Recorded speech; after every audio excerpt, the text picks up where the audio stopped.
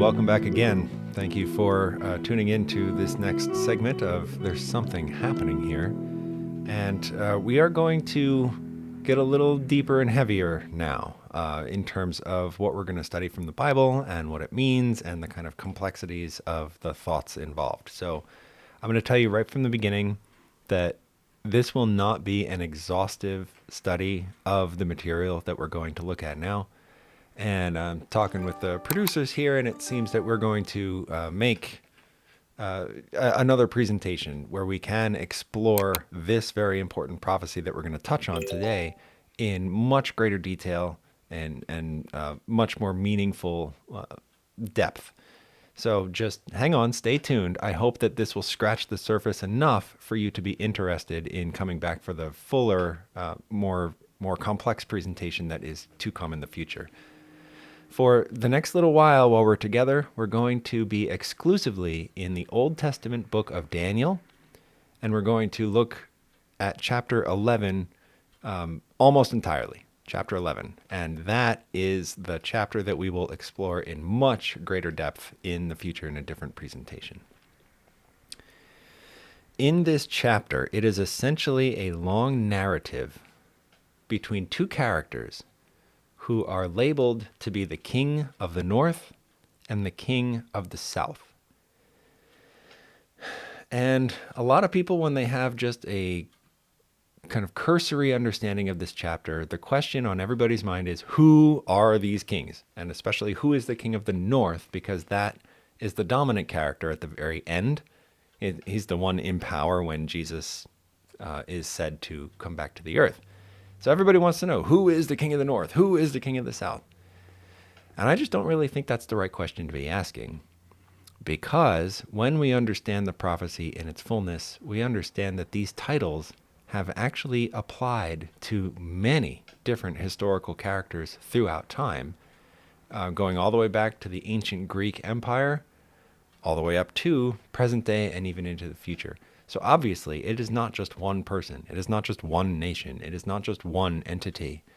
It is one spirit that influences and drives all of those entities that we can identify throughout history that fall under that title of King of the North. And same thing about King of the South. It's some sort of spiritual figure, God or a demon, because it's really only those two choices. And if we start with that understanding that we are looking at real world events, but the Bible is showing us that those events have a spiritual dimension. There's a whole spiritual realm that is responsible for those things. We inch closer to the relevant truth in all of this. Because it would be my worst fear for somebody to come out of these studies with the idea like, well, because of this, I'm going to vote Republican for the rest of my life. Or because of this, I'm going to vote Democrat for the rest of my life. You know, like the whole point here is that the actual meaning is bigger than anything the world offers us. So if our takeaway is something worldly, something basic like your political party, we're doing this wrong. Okay? So I don't want to focus on who are these characters. I want to focus on what are they doing, when are they doing it, and what are the characteristics that make someone or something the king of the south or the king of the north, right? And that way, if we establish those characteristics, we can look around at the world around us and say, oh yeah, that thing over there, that has those characteristics. That's the king of the north. And this person over here, he also has those same characteristics. That's the king of the north. And we begin to see how it's bigger than one person or one entity, that it's actually descriptive of an entire spirit. All right, so let's get going here. As I mentioned, these two powers are in battle with one another for all of history from ancient Greece onward. One of them turns out to be dominant, as I mentioned. It's the king of the north who is in power when Jesus Christ returns. And if we look at the end of Daniel 11, specifically, I'm looking at verse 40 and onward, but verse 40 is going to kind of be where we spend some time here. We are told, at the time of the end, the king of the south shall attack him, meaning the king of the north, and the king of the north shall come against him like a whirlwind, with chariots, horsemen, and with many ships, and he shall enter the countries, overwhelm them, and pass through. All right. The actual thing we're focusing on is that conflict where the king of the south strikes, and then the king of the north strikes back. From that point, the king of the north is dominant. The king of the south disappears after that. He doesn't show up anymore because the north gets so powerful, so universally authoritative and authoritarian, that the opposition just simply disappears. So we have to start with, if all of this happens at the time of the end, then when is the time of the end? Is it now? Is it past tense? Is it future tense? Like, when will all of this occur? And believe it or not, that's a complicated question. But at the time of the end, we get a definition for that in the next chapter, Daniel chapter 12. And we're going to read right around verse 5, and it's onwards from there. In fact, I think what we're really looking at is verse 7 primarily. So what's going on here is there are more divine characters, angels, or maybe even God himself, and they are in conversation with Daniel the prophet, with each other. I mean, there's a whole lot going on here that we're not going to pick apart every word of it. But verse 7 says, "Then I heard the man clothed in linen," that's a divine character, "who was above the waters of the river, when he held up his right hand and his left hand to heaven, and swore by him who lives forever, that it shall be for a time, times, and half a time." What in the world does that mean?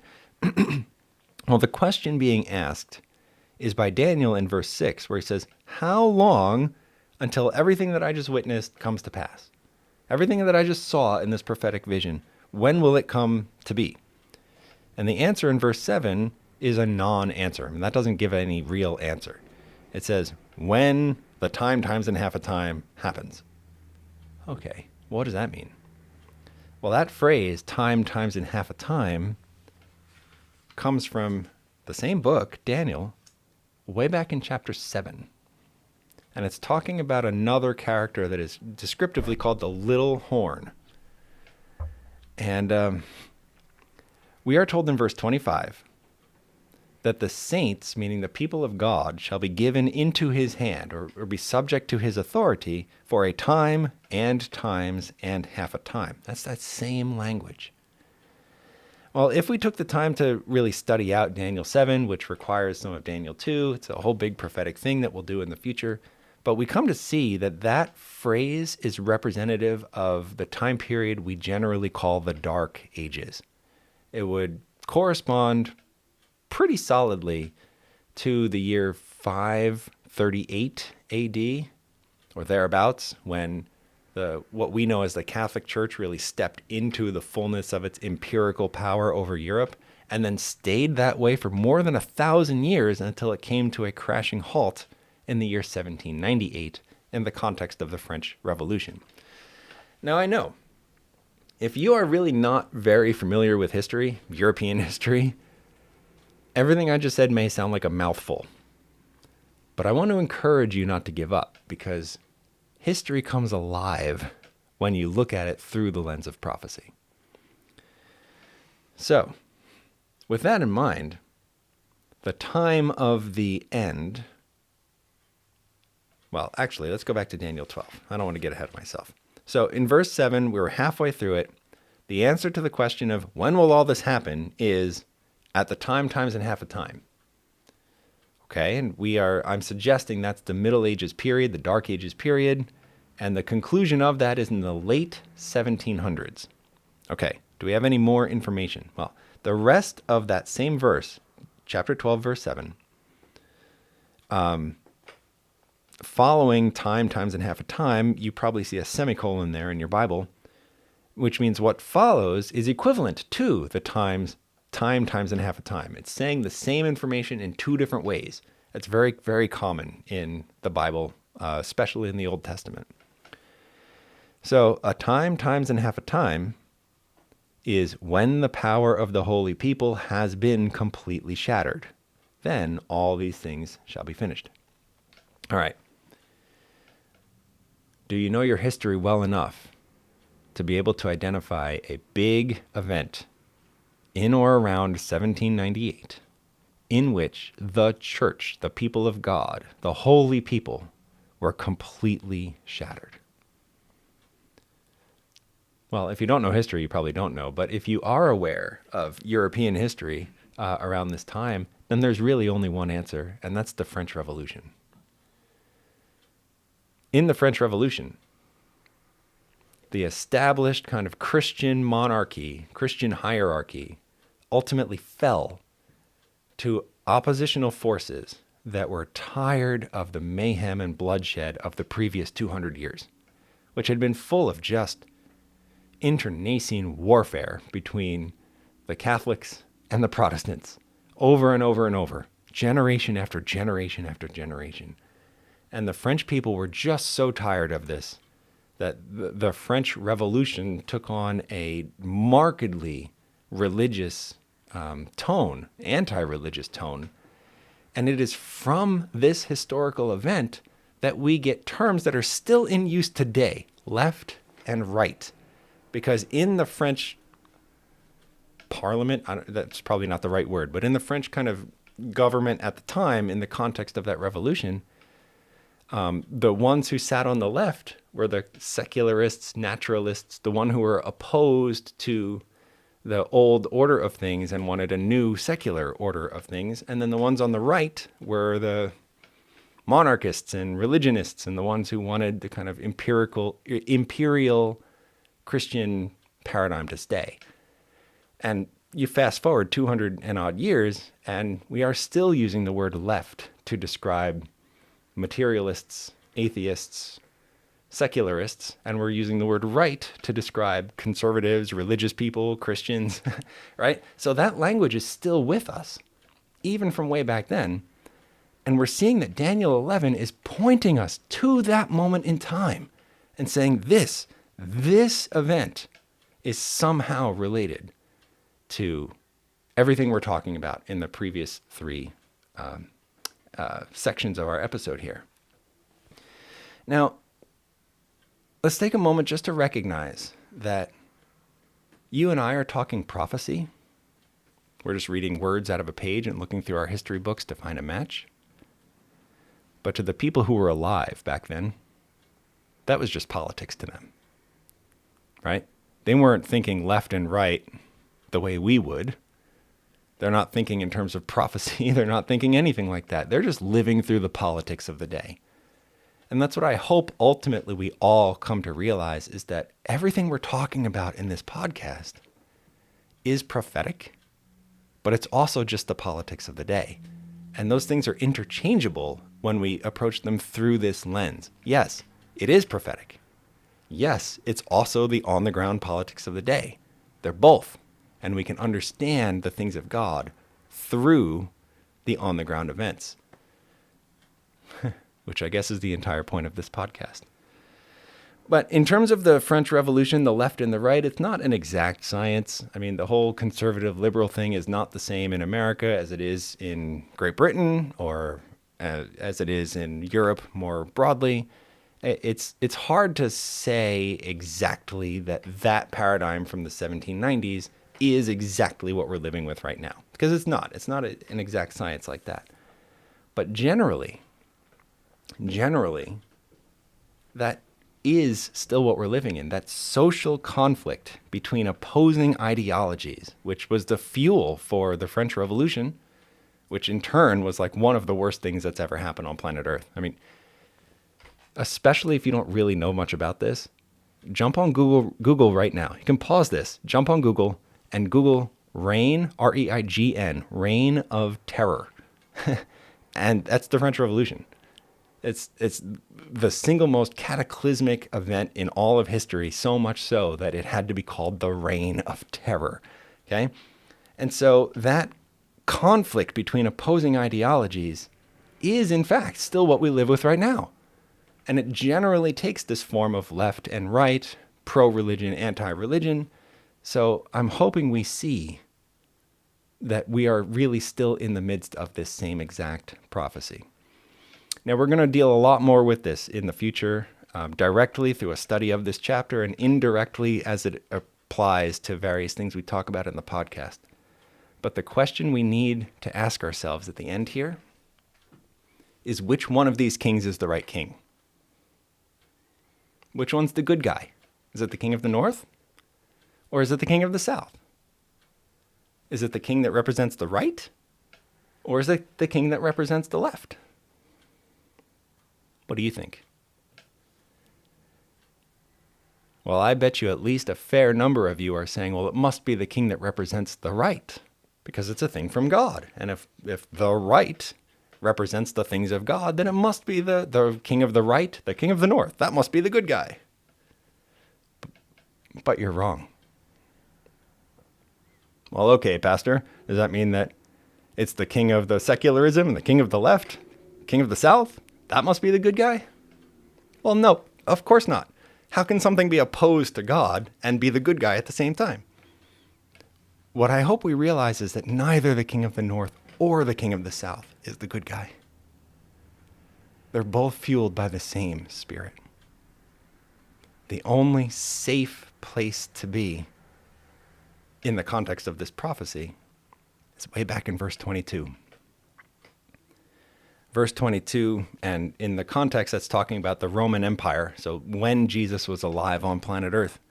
Verse 22, it starts with language that seems mysterious, but it says, "With the force of a flood, they shall be swept away from before him and be broken." And then the second part of that same verse, "And also the Prince of the Covenant." That's Jesus. So there's some political violence, and a whole bunch of these people are swept away like they never existed. They're destroyed somehow. Oh yeah, and also the Prince of the Covenant. Also Jesus at the same time. Jesus is such, he is of such humility that in describing his own death, he doesn't even take up an entire verse. He doesn't have his own sentence. There's not even a verb in that portion of a sentence that applies to Jesus. That is the ultimate humility. Yeah, they died. Oh yeah, and also I did at the same time. Jesus is the only safe place to be in these last days. And that's such an important idea. I'm going to say it again. Jesus is the only safe place to be in these last days. It's not with the king of the south, certainly not. With all of its materialism and atheism and socialism and secularism and nationalism and all, or not nationalism, sorry, naturalism. All of that, right, is not the things of God. But the opposite is not the things of God either. Governmental control in the name of Jesus. Nationalism of something on earth instead of nationalism of the things of heaven. That's really just humanity under the guise of Christianity, and that's not the things of God either. The safe place to be is not with the political left. It's not with the political right. It's with Jesus. Way over here, with the Lord who's hanging on a tree. Now, practically, you may not know what that means, but that's okay. Let's start with the idea that we need to be with Jesus. That's the only safe place to be, even as the world polarizes itself into destruction. And if we start with that idea, and you hit that subscribe button so you make sure to get our future messages, then we're going to explore what that means to stay with Jesus, to be in the safe place. And so I pray that that's exactly what you will do, that you're with us for the long haul here, and that you're going to take away from this message right now. The left is not the right place to be. The right is not the right place to be. Only with Jesus. That's the only place to be that's going to get us all the way to the finish line. Amen. And so with that, I'm going to leave you for now. Again, hit that subscribe button. And we have one more segment that will finish out our first episode here. And then I truly hope that you are a subscriber, and I'll continue to see you in this podcast setting, maybe till Jesus comes. God bless you. See you soon.